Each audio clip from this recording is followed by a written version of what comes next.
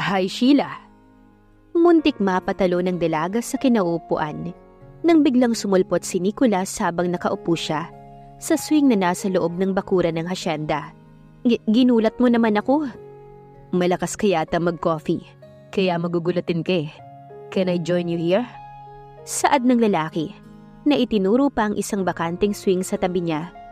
Tumango lang si Sheila, kaya naman agad itong naupo. Well, bakit ka nandito? Nasaan si si Pablo? Napatingin siya sa lalaki nang hindi nito tinuloy na tawaging kuya si Pablo. Gusto niya sanang magtanong kung ano ba ang punot dulo ng lahat, pero ayaw naman niyang isipin ng mga ito na tsismosa siya.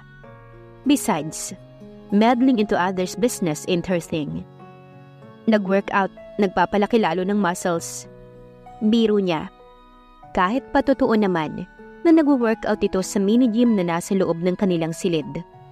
Okay, hindi ka sumama? Hindi mo gustong mag-exercise? Tanong muli nito habang pinapagalaw ang swing. Umiling siya at amused na tinignan si Nicholas.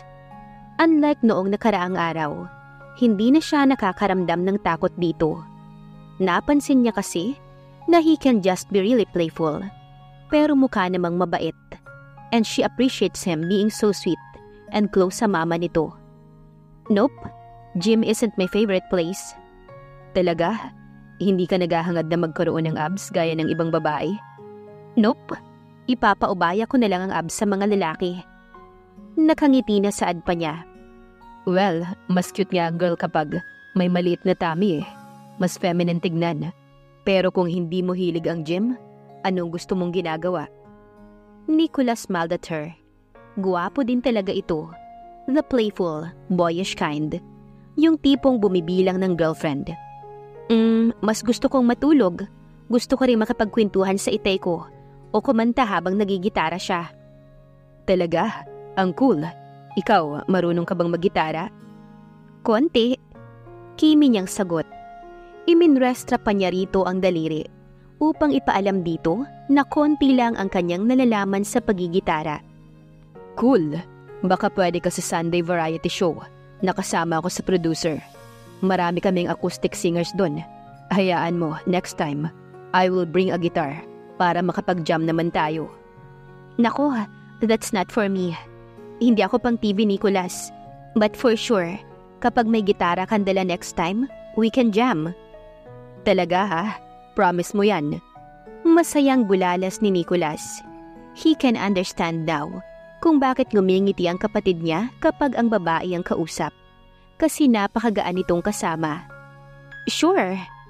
Nag-thumbs up pa ito sa kanya, bagay na kinangiti ng lalaki. Hindi nila napansin na nasa likod na pala nila si Pablo. He was looking for Sheila after niyang mag-workout. Nagtataka siya na wala ito kasi usually either nangungulit ito sa kanya o kaya naman nagbabasa o pinapakialaman ang mga gamit niya. Kahit pa ilang beses niya nang sinabi na ipagawa na lamang iyon sa mga katulong. Nakaramdam siya ng kakaibang pakiramdam. Ang pakiramdam na tila nagsiselos habang nakikita ng ngumingiti ang asawa sa iba. Ngumingiti sa ibang lalaki maliban sa kanya. He just shook his head and silently walked away. Kailangan ko po ba talagang sumali sa beauty contest, Lola Monet? May alinlangan na tanong ni Sheila sa lola ng asawa. Kaninang umaga ay dumalaw ang vice mayor ng bayan, maging ang mga konsihal at iba pang opisyales upang ipaalala na mamayang gabi na gaganapin ang patimpalak para sa Ginang San Ignacio. Ayon kay Lola Monet, charity event iyon na ginagawa taon-taon para makalikom ng pera na idodonate sa mga mas mahihirap na mamamayan sa kanilang bayan. Dinadaluhan niyo ng mga matataas at pinakamayayamang tao ng Batangas. At ang mga kalahok ay ang mga misis ng mga kilalang personalidad. Of course, iha. Kung pwede pa nga ako bakit hindi?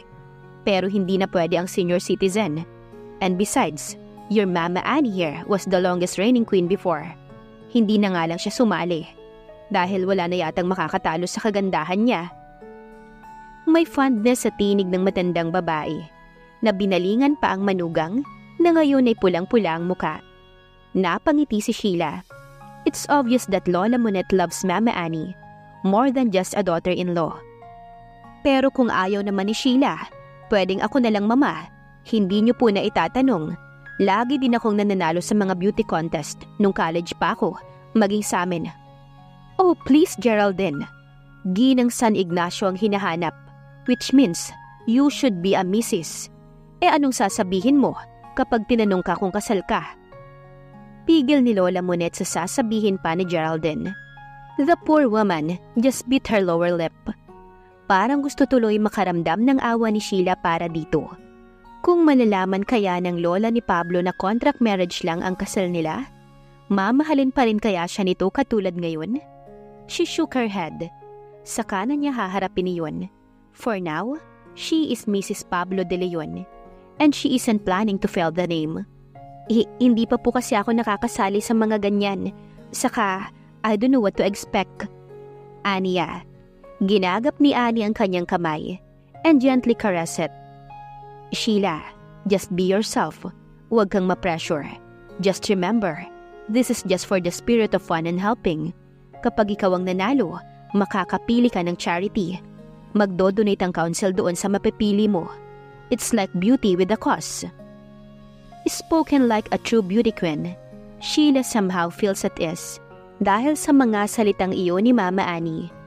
Sige na nga po, pero di ba po kailangan naka-gown yan? Saka may talent portion? Don't worry about the gown, Iha. And for the talent portion, I think dyan tayo magkakaproblema. Ngayon naman ay mukha ni Lola Monet ang may pag-aalinlangan. Sige na naman, Your Highness. Pangungulit ni Sheila sa lalaki na ngayon ay abalang nakatutok ang mga mata sa laptop. No, kapag sinabi kong hindi, hindi. Seryoso na tanggi ni Pablo na hindi man lang tinapunan ng tingin ng asawa. Kasi paano yan? Kailangan daw duet tayo eh. Yun daw ang rules sa contest. Naupo siya sa study table nito. Problema niya ngayon kung paano niya mapapapayag si Pablo na kumanta siya para sa talent portion ng Ginang San Ignacio. Ayon kasi kay Lola Monet, kailangan daw kasama ang asawa sa gagawing talent ng kalahok na kandidata. They could dance, they could sing. Basta kailangan daw maipakita na suportado ng asawang lalaki ang kanilang misis. Then, back out. Besides, nag-donate na naman ako sa kanila, so you don't have to join. Umalis ka nga dyan sa lamesa ko. Itinulak niya palayo ng bahagya ang asawa. Agad naman itong bumaba mula sa pagkakaupo sa lamesa at lumipat sa upuan na nasa harap nito. Nangalumbaba ito paharap sa kanya na parang napakabigat ng problema. Pero nakapangako na ako kila Lola Monet. Saka gusto kong manalo kasi gusto kong ibigay yung pera sa DSWD kung nasaan si Liam. Alam ko nag-donate ka na sa kanila, pati dun sa DSWD. Pero gusto ko sana makatulong ako sa sarili kong hirap. Wika niya na naglalambing pa. Pero sa bagay, alam din naman niya na tatanggi ang asawa. Pablo isn't the type to enjoy the limelight. Kahit pamukhang artistahin ito. Sige na nga, total 20% lang naman yung talent eh. Bahala na. Siguro naman hindi nila ako paaalisin sa stage kapag wala akong kaduet. Takot na lang nila sa'yo. O basta kahit pumunta ka na lang ha, please. Pinagsalikop niya ang dalawang palad na parang nagdarasal upang makiusap sa lalaki. Hindi ko alam, titignan ko. Marami akong inaasikaso, Sheila. I don't have the time for those kind of socialization. Grabe naman to. Sige na, sumama ka na. Please, suportahan mo naman ang napakaganda mong misis. Pinapungay-pungay pa nito ang mga mata sa harap niya. Pablo can't help but to smile in her silliness. Oh, ngumingiti ka na. Sasama na yan. Sabi nito. Titignan ko. And besides, I'm sure, nandoon naman si Mama at Lola. Bakit kailangan mo pa ako dun? Kasi iba pa rin kapag nandun ka, Pablo. Mas lumalakas ang loob ko kapag nakikita kita. Kasi whenever you're around, I feel like I'm safe and can conquer the world. Kaya sana makapunta ka. Sige, mag-aayos na ako. Tumayo na ang dalaga at lumabas ng silid. Naiwan naman si Pablo na natitigilan. Did she say that she feels safe with him around? No one would use that word safe beside his name. Di ba nga't ang tingin sa kanya ay mapanganib? Pero ang asawa niya, she said, she feels safe. Hindi namamalaya ni Pablo ang pagtulo ng kanyang luha. When was the last time someone actually feels like they are safe with him? Maging ang kanya dapat na unang anak ay hindi niya naprotektahan. Suddenly, nakaramdam siya ng pangamba. Paano kung mabigo niya si Sheila? Paano niya poprotektahan ang asawa? Malungkot na saad ni Pablo sa sarili. Sa backstage ay hindi mapakali si Sheila. Kanina pa nagsimula ang contest, ngunit ni anino ni Pablo ay hindi pa niya nakikita. Ngayon nga ay inaayusan na siya para sa evening gown competition. Ngunit wala pa rin ang lalaki sa dapat na kinauupuan nito. She tried calling his mobile, pero hindi nito sinasagot. Well, so you are Mrs. Pablo de Leon. Nag-angat siya ng tingin. Ang kapwa niya contestant ang nasa kanyang harapan, si Marga. Kanina nang magkakilala sila, napag-alaman niyang pangatlong asawa iyon ng mayor ng San Ignacio. Ang sabi pa sa kanya ng kanilang kasambahay na si Aiza, halos 30 years daw ang tanda ng mayor dito sa babae. Isa raw itong dancer sa Maynila na minsang nag-show dito. At malaman na lamang nila, pinakasalan na ang matandang mayor. Yes, hello, I'm Sheila. Tumayo siya at inabot ang kamay ng babae. But much to her surprise, tinignan lamang iyon ni Marga. I'm sure, kilala mo na ako. I'm just curious to see kung sinong pinakasalan ni Pablo. Looks like weird pala ang taste niya. Tinignan siya nito mula ulo hanggang paa. She's still wearing her walking shorts and hoodie, habang ang babae ay nakagaw na, and all dolled up. Well, see you around, and good luck. Kailangan mo yan. Sabi nito bago siya tinalikuran. Narinig pa niyang paghagikik nito at ng ibang kandidata na halata namang kaibigan ng babae. Kainis? Akala mo naman sosyal. Pera lang naman ang habol niya sa asawa niya. Naiiling na lamang si Sheila nang bumubulong sa kanya ang kanilang kasambahay na si Aiza. Hindi niya alam kung bakit mainit ang ulo sa kanya ng babae. But she will just let it pass.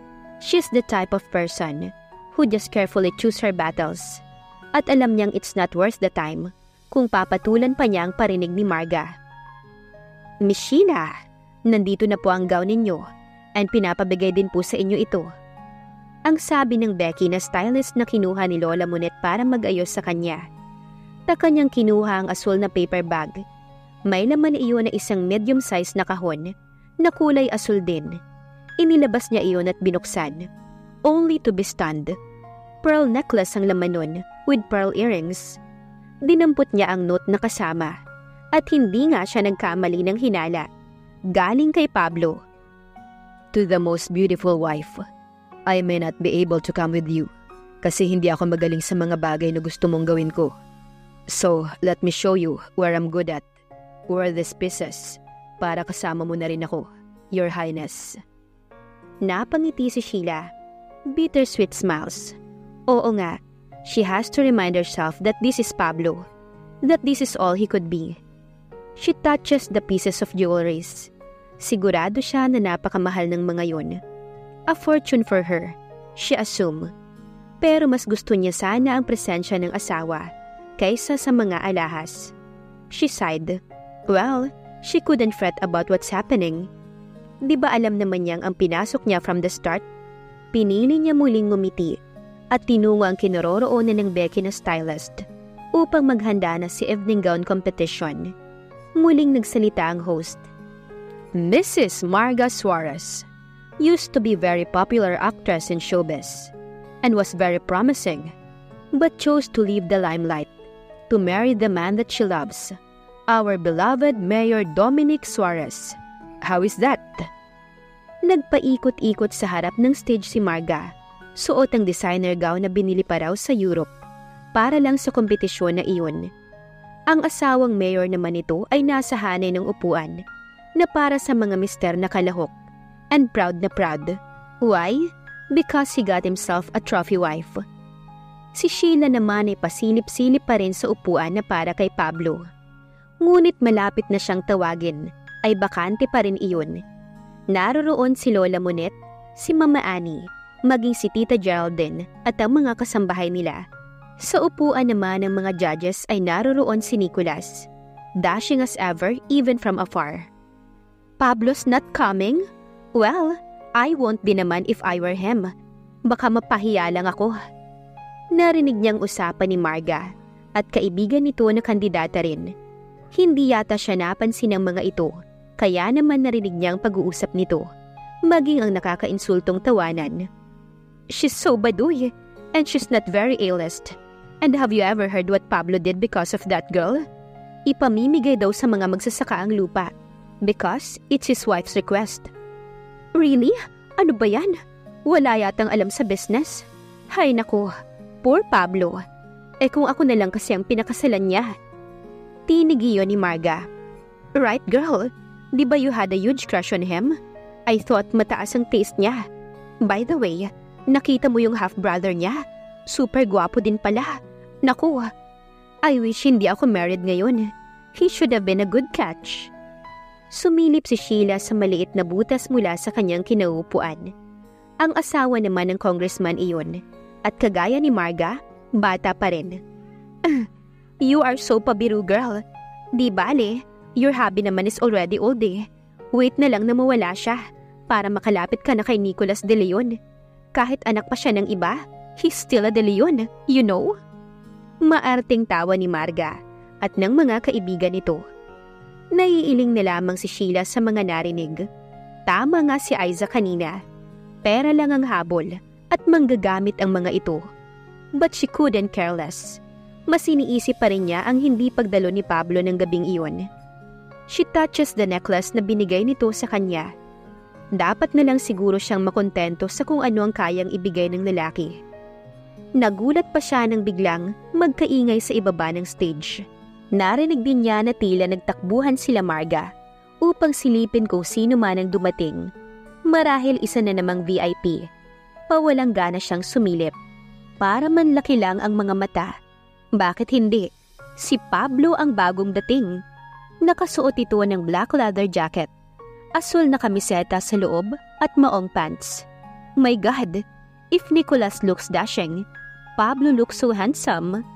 Nakita niyang kumaway ito sa mga tao at naglakad papunta sa upuan nito, katabi ng mayor. Parang gustong maiyak ni Sheila. Her rock, her strength, they're looking so gorgeous. And the best of all, he is hers. De Leon. Matabang nabati ni Mayor Suarez sa lalaking bagong dating.